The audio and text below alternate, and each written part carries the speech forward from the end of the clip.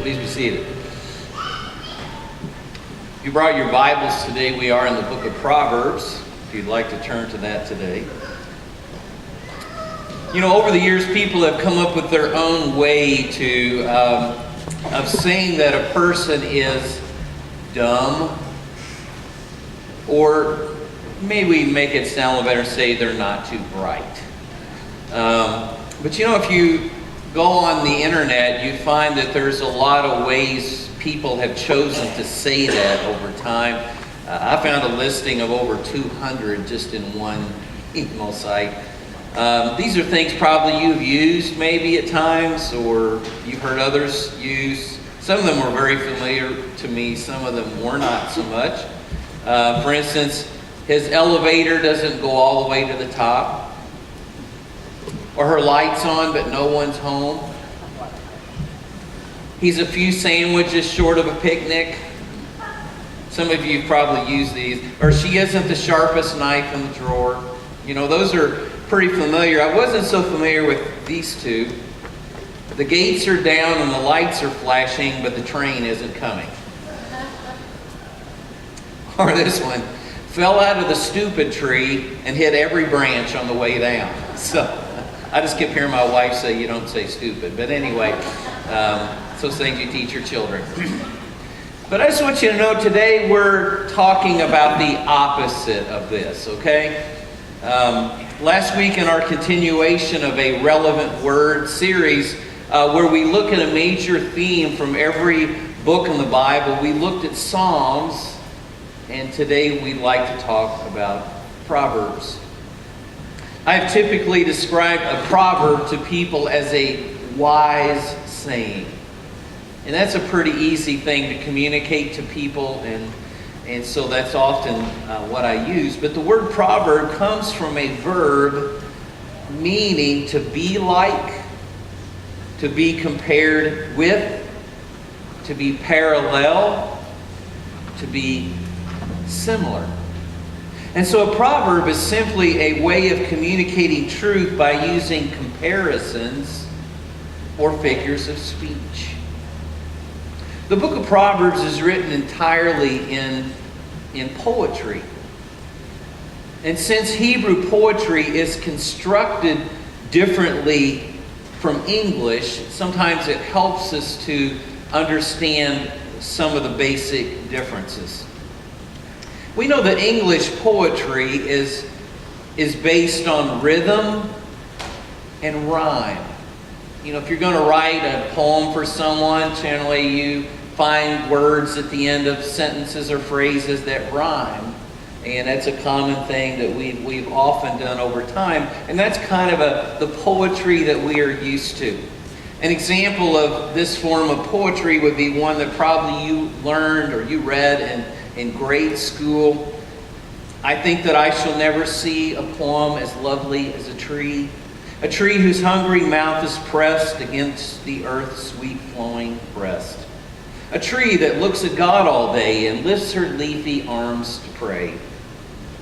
A tree that may in summer wear a nest of robins in her hair, upon whose bosom snow has lain, who intimately lives with rain.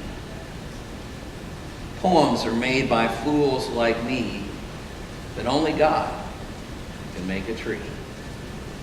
Some of you are probably quoting pieces of that with me because maybe you remember learning that in grade school. And it's a great example of English poetry. It was a poem named Trees by Joyce Kilmer that was published in 1913. But Hebrew poetry doesn't rhyme. And its rhythm is very hard to imitate in translation. Instead, the main structural feature of Hebrew poetry is called parallelism or intensification. That is, the lines of each proverb, which if you've looked at Proverbs, you probably have it open in front of you. Generally, each proverb is 2 lines or 3 lines in your Bible. And each of these lines in Hebrew poetry has a similar meaning. a parallel meaning. But the second line always intensifies what is said in the first line. And if there are 3 lines, the third line intensifies it even more. And so that's kind of the form of how much of the book of Proverbs is written. And this is how Hebrew poetry is intended to be expressed. There are a couple of examples. Proverbs 17:3, the crucible for silver and the furnace for gold, but the Lord tests the heart. The first part of it talks about how a crucible or a furnace purifies the silver and gold. It gets so hot, it burns the dross off of the silver or gold. There are powerful things at work of purification. But guess what? God knows exactly what's going on in your heart. These furnace and crucible may do a great job of bringing out what is truly pure, but God knows exactly everything that's in your heart. He knows your thoughts. He knows your deeds. He knows the things you think about that you don't do. He knows them before you even think them. He knows you that well. And so this God's level of testing is so much more than what a fire will do. Or how about Proverbs 17:15? Acquitting the guilty and condemning the innocent. The Lord detests them both. You know, the first 2 things that are there in that line are travesties of justice. For the guilty to be acquitted, for the innocent to be condemned. That's horrible. That should never happen. But we know at times it does. And we think that's terrible. But guess what? God detests this. He can't put it in any stronger language how much he detests this injustice. And so you see a meaning. The lines are similar in what they're saying, but the second one always intensifies what the first one says. And it does it in a variety of forms. We won't get into all those today. Proverbs covers a lot of different subjects. Sometimes there are practical bits of advice that help us in everyday life, and that's why a lot of people turn to the book of Proverbs to get exactly this. For instance, an example of that would be Proverbs 10:4 that says, lazy hands make a man poor, but diligent hands bring wealth. This is a call to work hard, and certainly tells you what happens if not. Sometimes the Proverbs address morality. Proverbs 29:11 says, a fool gives full vent to his anger, but a wise man keeps himself under control. Sometimes Proverbs are very blunt. In fact, so blunt sometimes that they're humorous.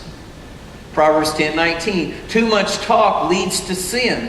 Be sensible and keep your mouth shut. I mean, that just kind of slaps you in the face a little bit there, you know, when you look at that. Or how about this one? A quarrelsome wife is like a constant dripping on a rainy day. We won't touch that one. We'll move right along. You know, scholars agree that Solomon wrote the majority of the Proverbs. He was a man of outstanding wisdom. God gave Solomon his great wisdom because he asked God for it. God told him he'd give him what he wanted instead of asking for wealth and all those different things you think people would ask for, long life. Solomon asked for wisdom. He was a young king. He knew he needed more knowledge, more wisdom to govern God's people. And so he asked God for that, and God granted him that.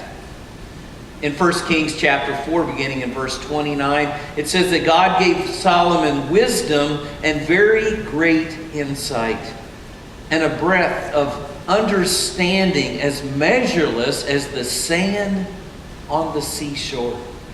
Solomon's wisdom was greater than the wisdom of all of the men of the East, and greater than all of the wisdom of Egypt. He was wiser than any other man, and his fame spread to all the surrounding nations. He spoke 3,000 proverbs, and his songs numbered 1,005. Men of all nations came to listen to Solomon's wisdom, sent by all the kings of the world who had heard of his wisdom. We can read some of Solomon's wisdom, and when we begin reading through some of the historical books that were written during his reign, and we know Solomon had great wisdom. There's no question. But to supplement his personal wisdom from God, Solomon also collected and edited many proverbs that he did not author himself. Ecclesiastes tells us that Solomon studied, weighed, and arranged Proverbs according to chapter 12, verse 9. He was a student of wisdom. It wasn't just that God granted him wisdom, which was a tremendous gift, but Solomon, he studied it. He loved to read other wise sayings and to think about them and try to pull every morsel of truth and wisdom out of that he could. He kind of figuratively chewed on it until he just grabbed all of the meaning from it, and it became a part of his life. And that is exactly what God would want us to do with the book of Proverbs or any other wise things in the Bible, which they're all there. In the first 9 chapters, Solomon clarifies, in the first 9 chapters of Proverbs, Solomon clarifies what wisdom is, where it comes from, and how to attain it.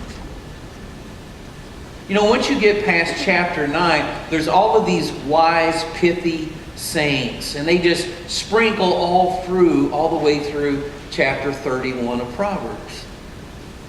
But Solomon knew that he needed to establish a foundation so people would know where this wisdom came from, that it came from God. That it's there for a purpose, that people can become like God. And it's important for people to understand that they too can attain it through a relationship with God, through obedience, through putting these principles into action in our lives. And he knew that introduction was important. First 9 chapters of Proverbs do that very thing. Solomon's understanding of a life that is completely together is a life that fears God. A life that fears God. The type of fear he promotes is not being afraid of a mean ogre who is looking to make your life miserable and ruin your life every opportunity he has. It's not that kind of fear.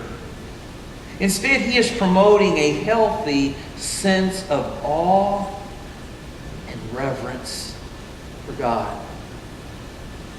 To understand this God in the beauty and power of all that he is. That's the kind of fear where you come before him humbly. Will you live your life daily realizing that he is the one who's given you everything you have? He is the one who gives you life.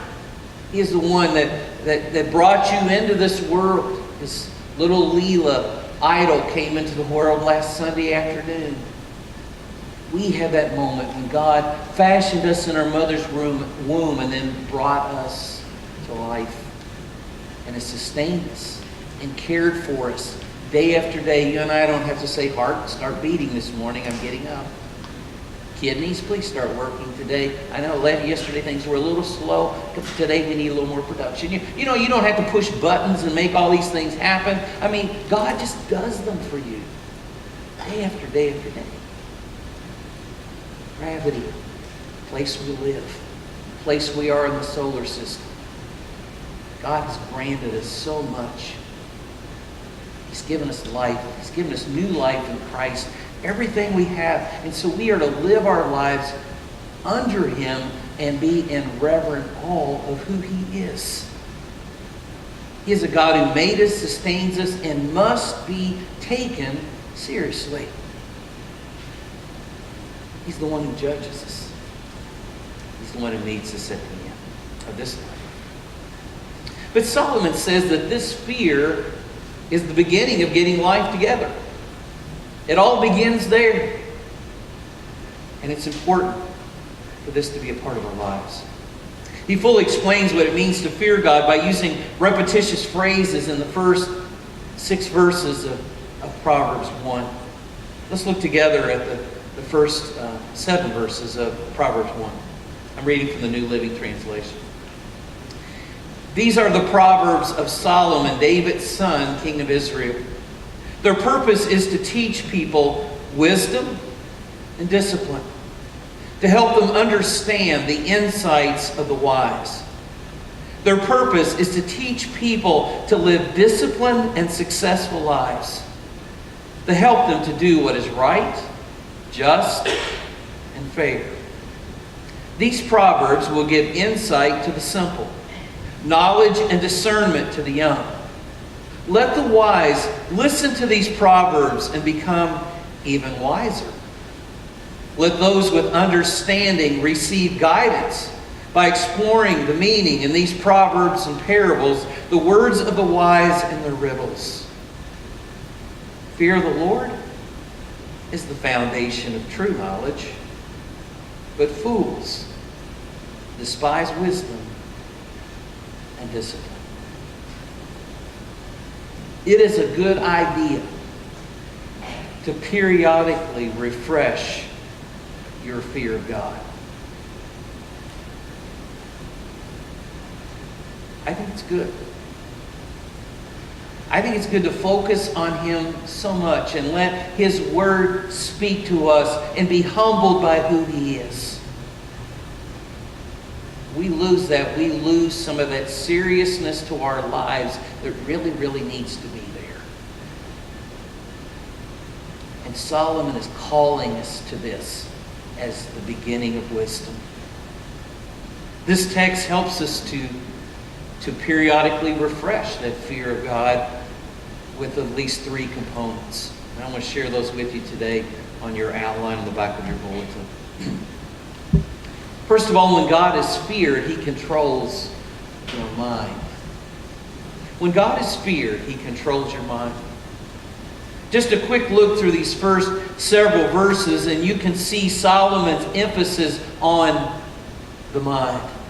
Words are used like wisdom, understanding, prudent, or common sense, good sense, and then knowledge.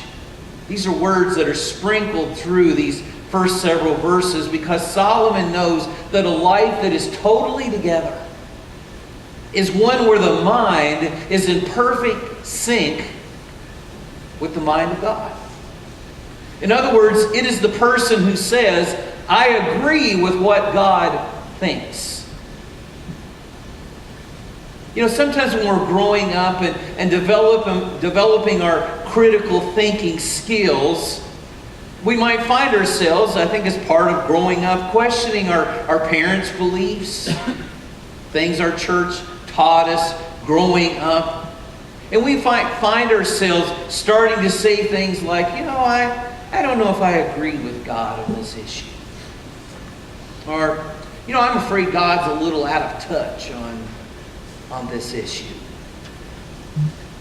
But the real wisdom, the kind that gets your life completely in order, is the kind that adjusts our mind to the mind of God.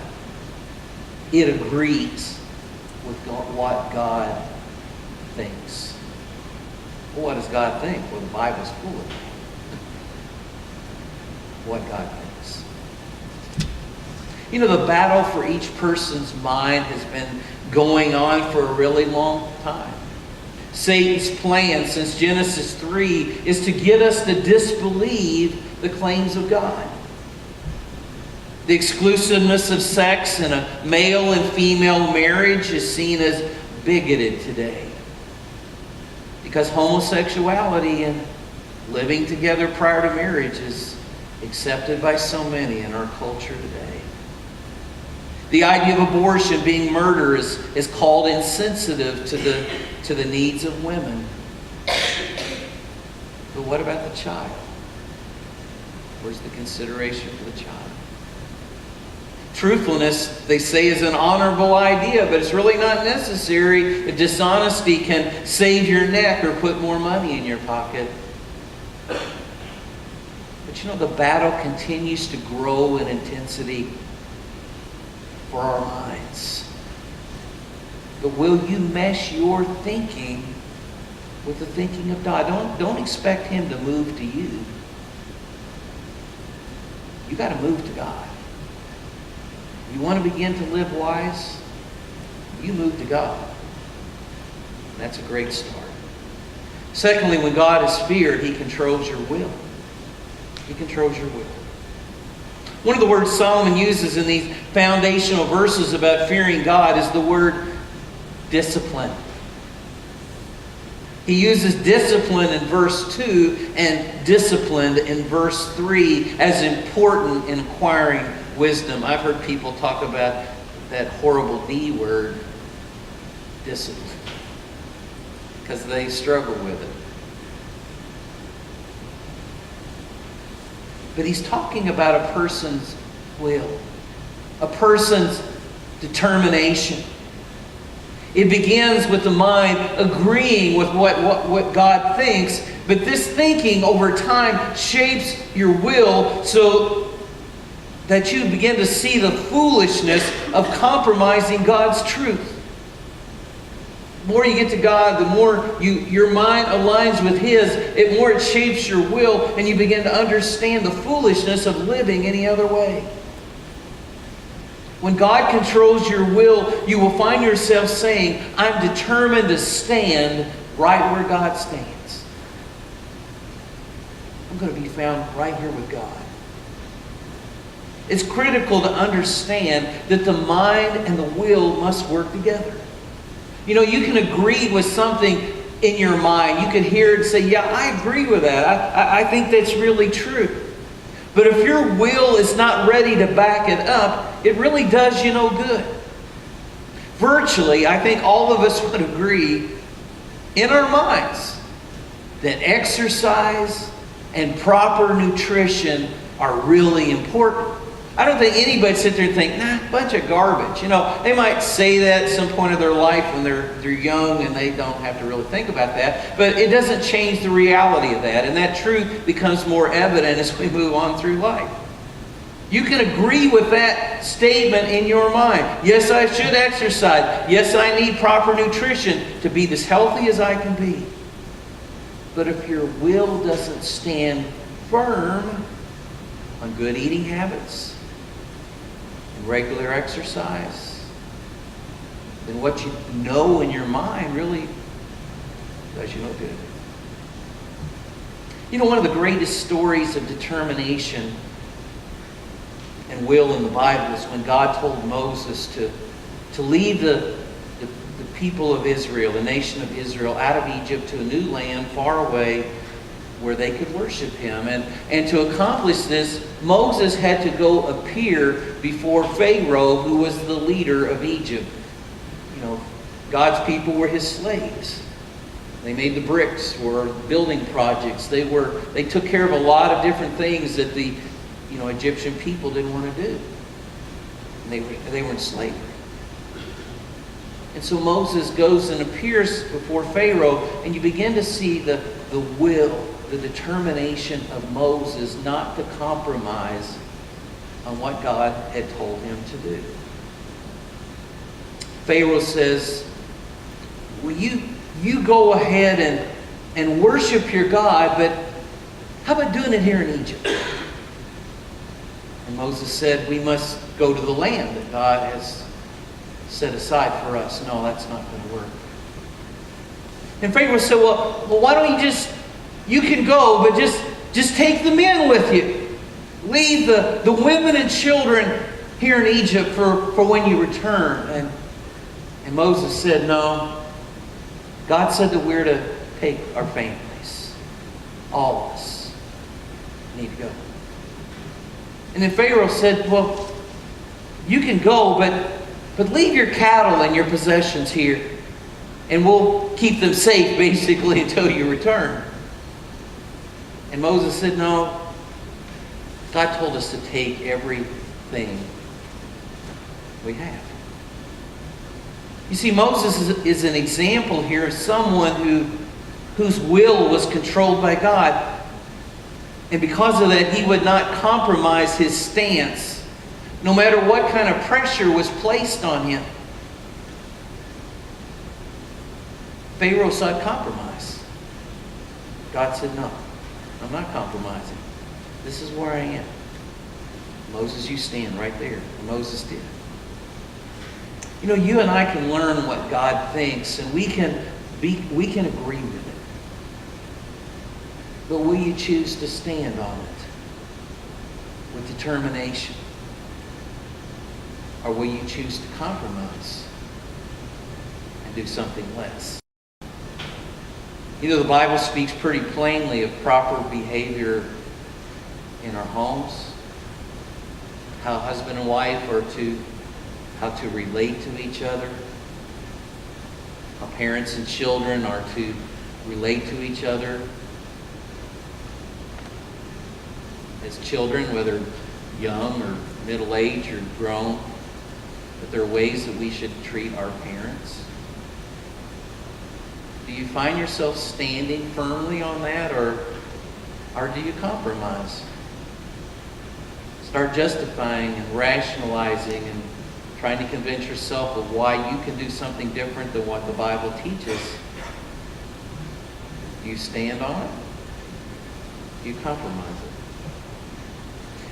The Bible speaks very clearly on things a Christian cannot practice. We find a pretty good list in a number of places, certainly in the New Testament. Colossians 3 is one. Do you stand on that? Or do you compromise it? Do you justify why you don't have to do that? Still be a follower of Christ. The Bible gives very straightforward advice on how we are to deal with money, how we are to see money, how we are to spend money, how we are to save money, how we are to give money back to God. Do you stand on that, or do you compromise and do something less than what God said? You see, a life that is totally together is one that intellectually agrees with God and couples that with the determination of the will to stand on those things without compromise. And if both of these are present, it will lead to controlling your behavior. And that's the third point on your outline. When God is feared, He controls your behavior. Solomon knew that a life that genuinely feared God could be seen by others.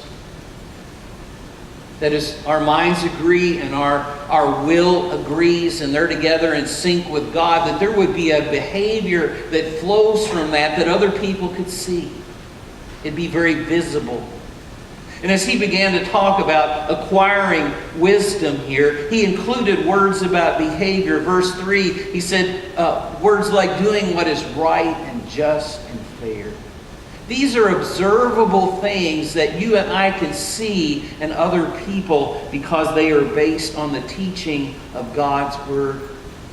And so Solomon starts out with a mind that gets in sync with the mind of God, and this shapes an internal will that is determined to follow God, and then out of that flows behavior that points to God and His wisdom and gives Him glory. And this behavior, this life says, I choose to live in a manner that pleases God. That is the behavior, the basis of behavior of a person who is living in the wisdom of God. One of former President Jimmy Carter's favorite quotes is this. You've probably heard it before. If you were arrested for being a Christian, would there be enough evidence to convict you?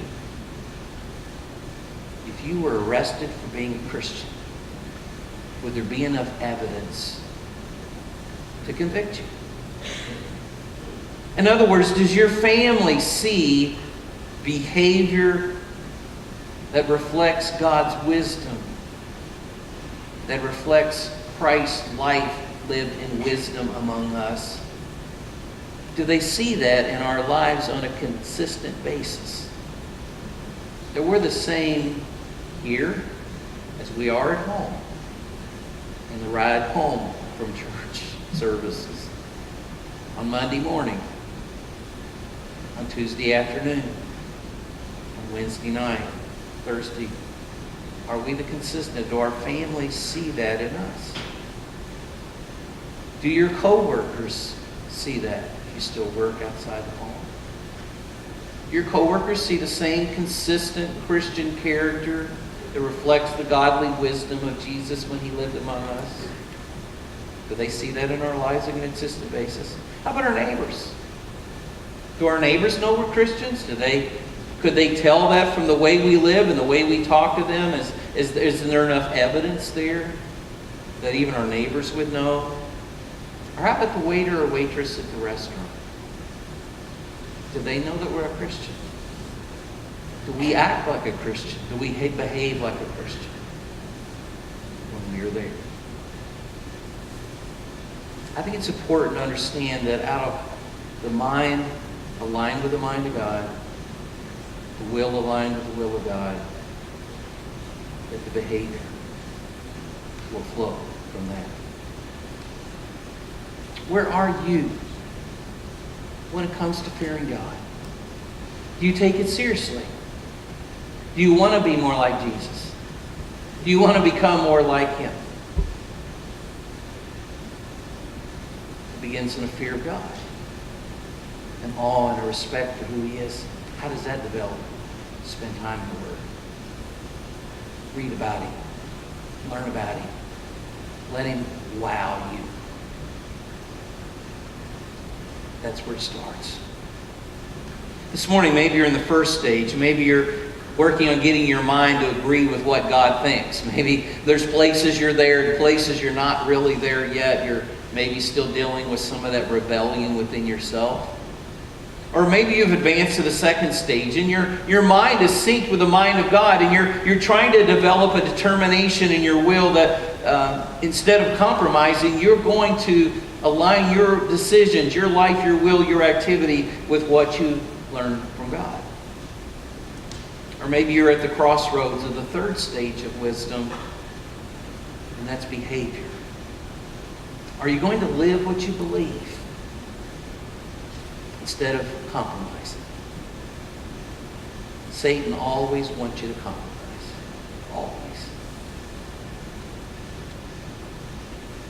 But you know, each stage takes you closer to living a completely together life. I love verse 7 of Proverbs 1. The fear of the Lord is the beginning of knowledge, but fools despise wisdom and discipline. Let's pray. Father, I think all of us in our minds want wisdom. We want your wisdom. You made us. You put us here. You created earth. You see the past, present, and future as clear as it is. Dear Lord, you have all this. Today as we pray together, may we truly focus on you for who you are. May we have an awe, a great reverence and respect for who you are. Father, may that lead us to take you more seriously in learning about you, lining up our minds with yours, lining up our will with yours, and the behavior that flows of a life that's committed to you. Thank you so much, Father, for sending Jesus Because not only can we just read about your wisdom, we see it in the life of Jesus. And we strive always to become more like Him. And we pray these things in His name. Wisdom begins with a knowledge of who God is, that He's timeless, He's all-powerful, He's all-knowing, He's ever-present. And I'm none of those things. And you aren't either. But this God is also loving. And we are in awe of Him. And we have sung today in awe of Him. And we know that He is a loving God, and He wants to communicate to us. And the beautiful thing is, He has. He has sent us what is commonly known as a love letter. Because He wants us to know Him. He wants us to understand Him. He wants us to be drawn to Him. And many of you are here today because the love of God, the power of God, the wisdom of God has drawn you. Because you know your life's a broken mess without Him. There's things in your life you can't fix. There's hurt you can't mend. There's barriers you can't get over. And only Jesus can help you with that. So humbly you came. This God has revealed Himself to you. He wants you to come to Him. He wants you to become His child. He wants you to begin living every day with a growing hunger and knowledge of who He is. And that will shape your life. It will change your life. But I'm afraid too many of us just want to take the Bible pill, 10 minutes here a day and we're good. God is saying you need more time to get to know Him. Are you committed to that? And I hope and pray you are today. He wants you to come to Him, and He tells us in His Word that He offers us in this New Testament age a gift of grace that we receive in faith, and our faith response to Him is our belief, our confession of who He is, turning away from sin in our life, being baptized into Him, and living a new life, ever deepening, growing in the Lord Jesus. The church is here to not be something that we batter. It's to be a home base, a family, a place where we come, we're loved, we're encouraged, and we do the same for others, and we grow together, and we go out in our communities and we serve, but we're growing as a disciple so we can go out and make disciples. Certainly, if you'd love to know more about becoming a follower of Jesus or becoming a part of this church family, I'd love to talk to you today. We're not arm twisters here. We're not going to try to push you into something you don't want to do. We just want to help you. We're going to point you to the truth. Because we are accountable for what we teach and preach to the Lord Jesus Christ, who knows all. Maybe all of us need to recommit to be drawn to Him. Stop rationalizing and justifying, and just start living the things the Bible teaches is true. And begin to experience more of the wisdom of God. Put our minds and will in sync with His, because that is the best place to be. I hope you hunger for that. This morning we're going to be singing Song of Decision. If you'd like to speak to someone today, I'll be down front. There'll be a couple in the back today that would love to talk to you, to pray with you, help you in any way that you need today. Let's stand together as we sing.